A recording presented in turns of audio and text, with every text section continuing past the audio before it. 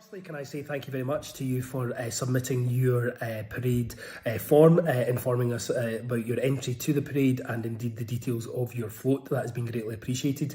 It's critical for the safe operation of the parade that we do have stewards in place and that we are aware of the floats that are coming along, just so that we can A, not only get them round safely, but B, make sure that we've got enough cover to make sure that nothing untoward will happen.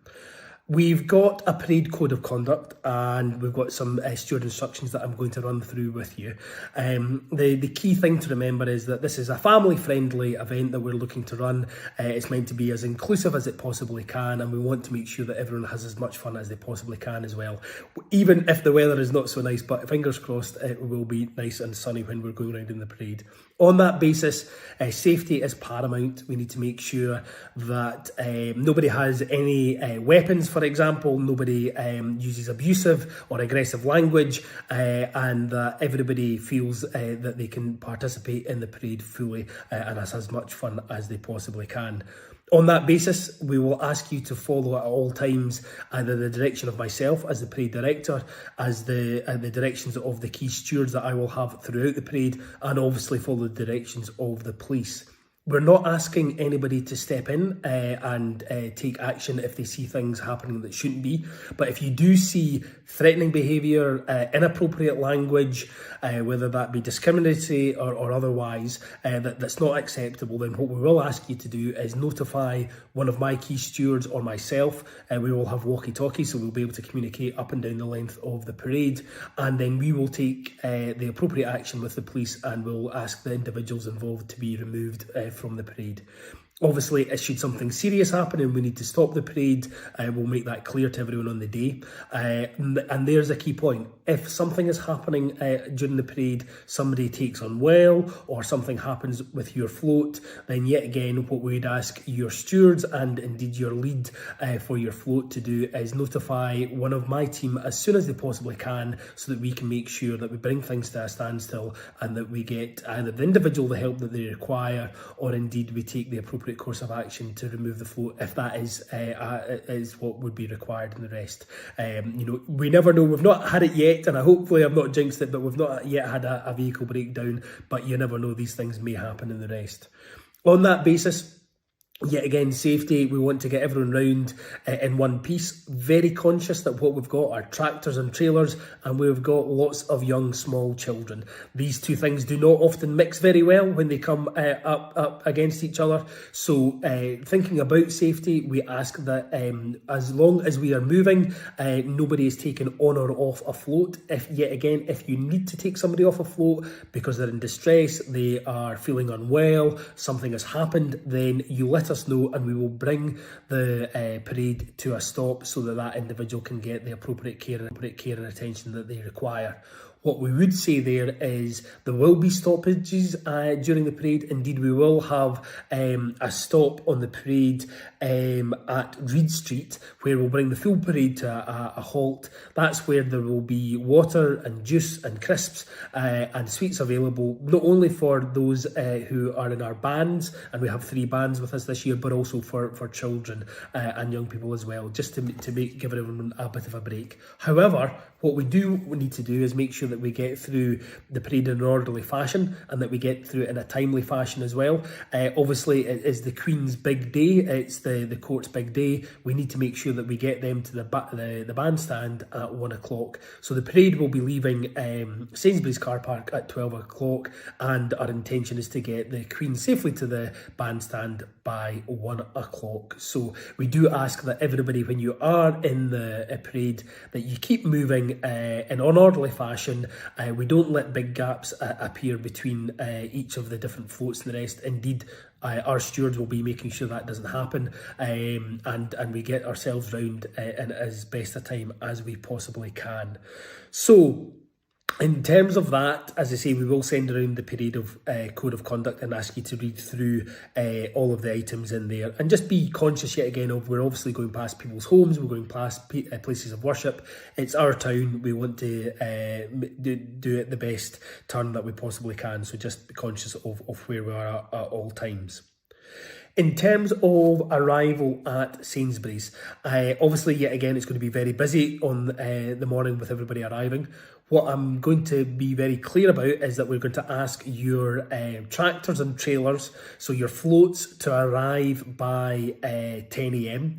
I want them to be arriving from 10 a.m. until 10:30 at the very latest, and I don't want any walking participants to arrive until 10:30 onwards. I want to very clearly make sure that we've got the large vehicles in place and safely lined up in the car park before we then get any walking participants arriving in the car park.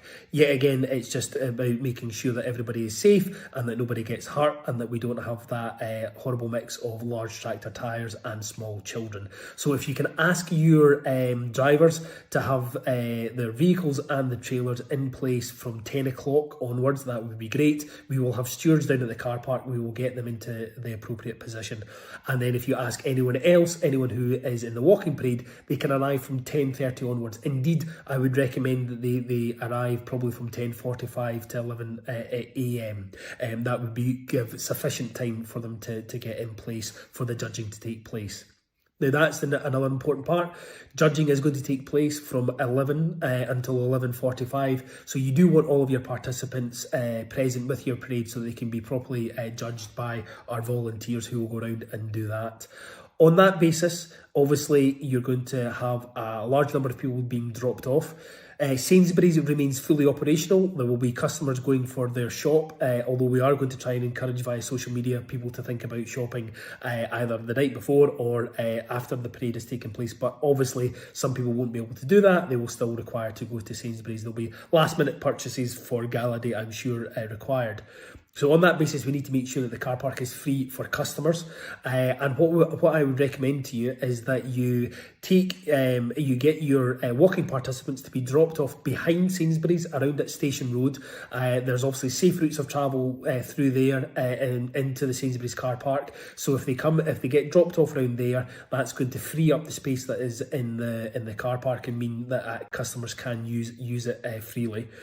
If you do, for any reason, come into the Sainsbury's car park, please do not wait around too long in terms of dropping off. Make sure you drop off people in a timely fashion. But also, please say to anyone who does end up dropping off in Sainsbury's not to park in the petrol station at all. We've had that in past years. It's a fully operational petrol station. Customers come and going. We don't want anyone to be blocking access to that. So do not park in the Sainsbury's petrol station. That's a request, please. In terms of your stewards, when they arrive, if they can arrive between 10 and 10:30 as well, that would be great. And they can report to the parade director's desk. I will have a table set up beside my car as you come into the Sainsbury's car park. We will give them out a high-vis vest. That high-vis vest must be worn at all times during the parade.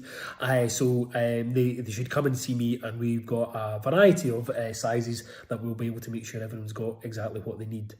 At the end of the parade, we will ask them to hand that back in. There will be a lead steward for the parade, and he will stand at the entrance to the park and he will collect in the high-vis vest from your steward. So yet again, just remind them that we'll be expecting those back at the end.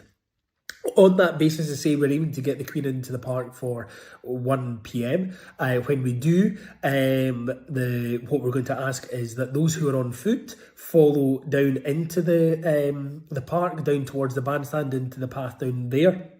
So that A, we can see the Queen being crowned, but B, so that participants are there for when the awards are handed out for the parade prizes that there will be. On that basis, the floats will continue on up Three Staines Road. Nobody will be, they will not be asked to stop. People won't be able to get off at the park. They'll have to stay on the vehicle and on the trailers. They will go up Kirkland Park Avenue, and then they will come to the point where it meets again with Three Staines Road. When they park there, and only once they are at a full stop, will people be allowed to come off the floats. And obviously, yet again, if you can bring the children and other participants down in an orderly fashion down Three Staines Road, that would be great. But we don't want to have a rush of cars up there trying to pick children up. We would ask you to have them walk back down to the park so they can meet their parents and others from there. So yet again, the floats will not stop. They will continue on up Three Staines, up Kirkland Park Avenue, and they will come back to the point where the two meet, and only when at a full stop will participants be asked to come off.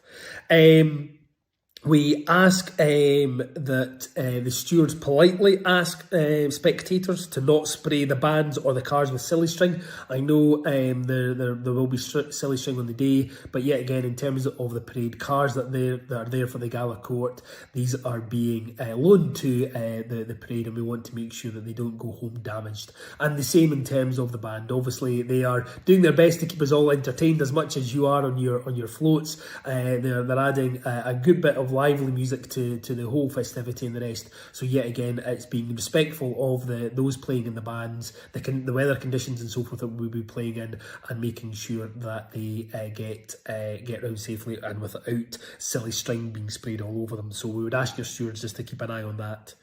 I should have said there will be a break during the parade. We will stop at Reed Street. At that point, there will be water, crisps, juice and sweets available for children, but also for the bands as well. So that will be a natural point for breaking. We will try and not have the parade stop. As I say, we don't want gaps to appear between the floats. We want everyone to keep going in an orderly fashion and the rest, because we've only got an hour to get around the town and get the roads opened back up so people can go about their normal days. So we ask you to keep things moving along. We ask your drivers to listen to the instructions that the stewards are giving them and the rest. And when we do have a break, we will give you plenty of warning that we are going to be starting again. And we would ask that your drivers are in place, ready to start, and we can get the parade moving along. Hopefully that has been helpful. Yet again, can I just put on record my thanks for your application forms, and also the fact that you've managed to identify your steward as well. We look forward to seeing you on Saturday. Thank you for all the effort that you're putting into your floats, and please, if you do have any questions, don't hesitate to contact us, and we'll be happy to answer any of them that we can. And we'll see you Saturday. Thank you.